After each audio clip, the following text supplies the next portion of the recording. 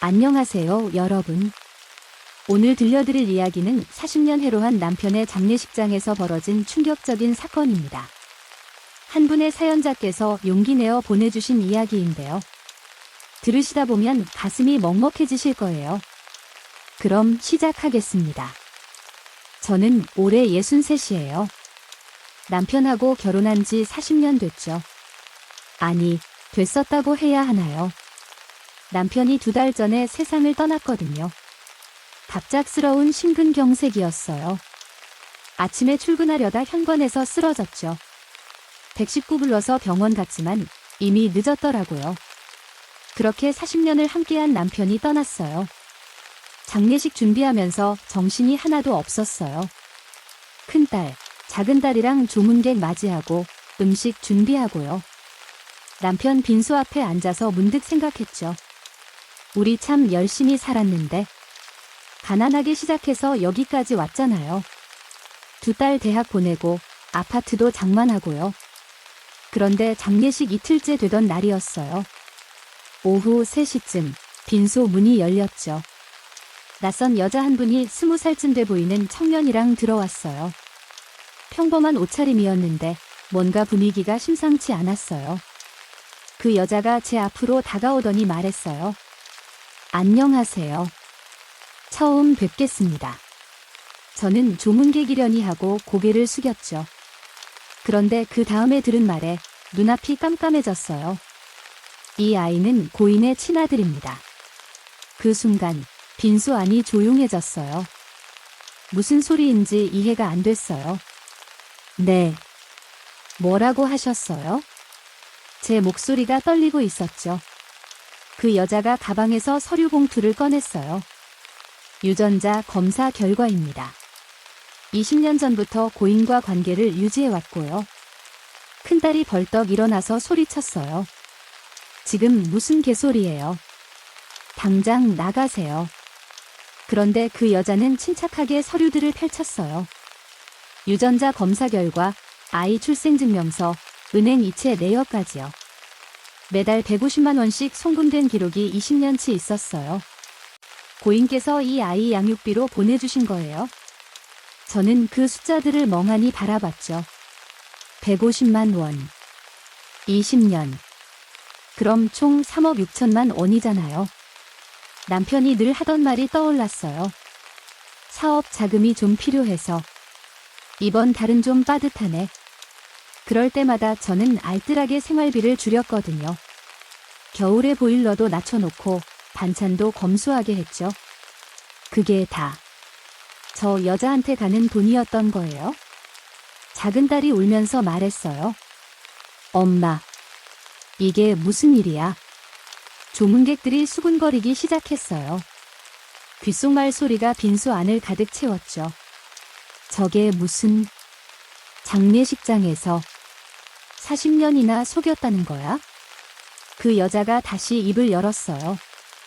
저는 법적인 다툼을 원하지 않아요. 하지만 이 아이의 상속권은 인정받아야 해요. 상속권이라는 단어에 머리가 핑 돌았어요. 40년 함께 모은 재산을 나누라고요? 저 모르는 여자랑 아이한테요? 나가세요. 당장 나가요. 제가 소리쳤어요. 태어나서 그렇게 큰 목소리 낸 게 처음이었죠. 그 여자는 명함을 테이블에 놓고 나갔어요. 연락 주세요. 아이를 위해서라도 원만하게 해결했으면 좋겠어요. 문이 닫혔지만 빈소는 여전히 소란스러웠어요. 저는 남편 영정사진을 바라봤어요.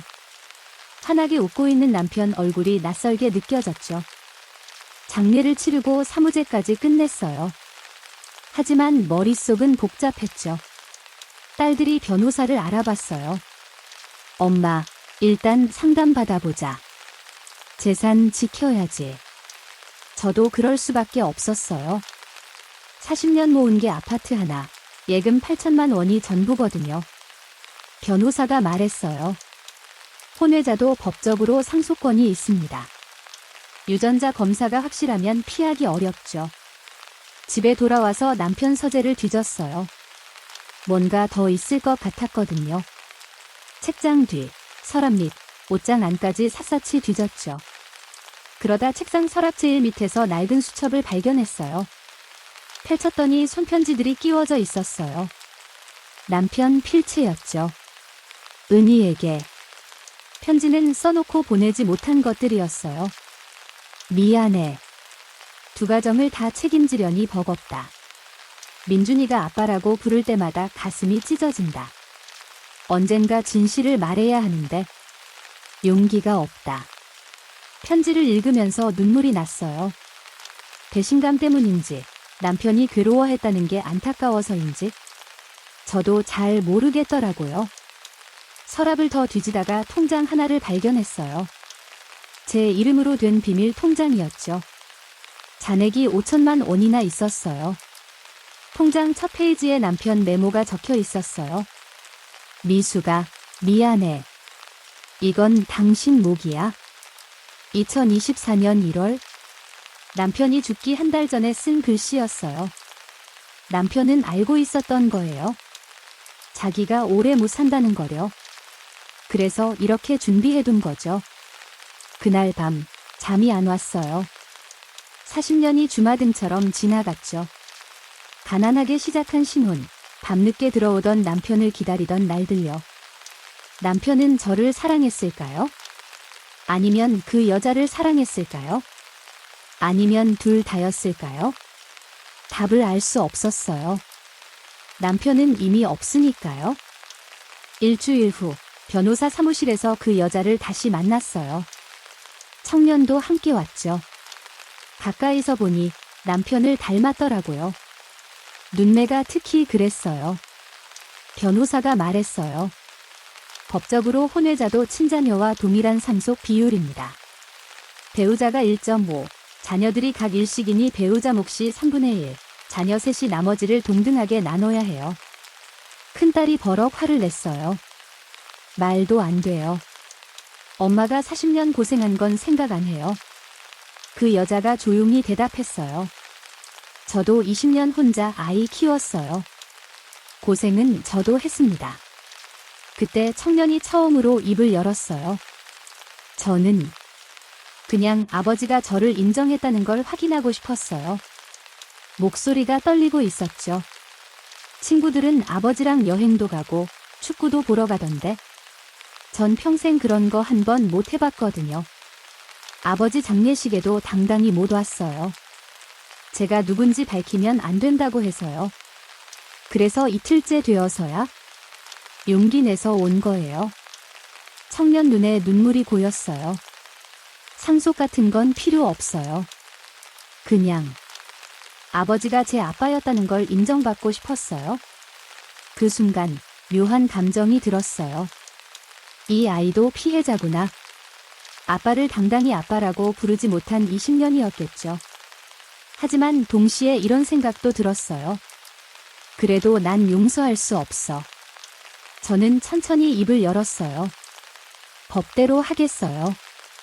그 여자가 놀란 표정을 지었죠. 네. 재산은 법적으로 정해진 대로 나눠요. 변호사님께 일임할게요. 큰딸이 제 팔을 잡았어요. 엄마. 그게 무슨... 저는 딸의 손을 잡아주며 말했어요. 괜찮아. 엄마는 괜찮아. 사실 괜찮지 않았어요. 40년 모은 재산을 나눠주는 게 억울했죠.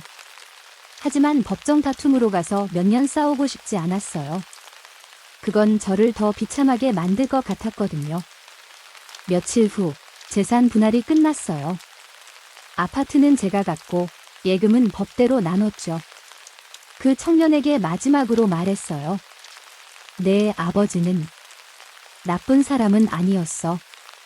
청년이 고개를 숙였어요. 감사합니다. 그리고 그들은 떠났어요.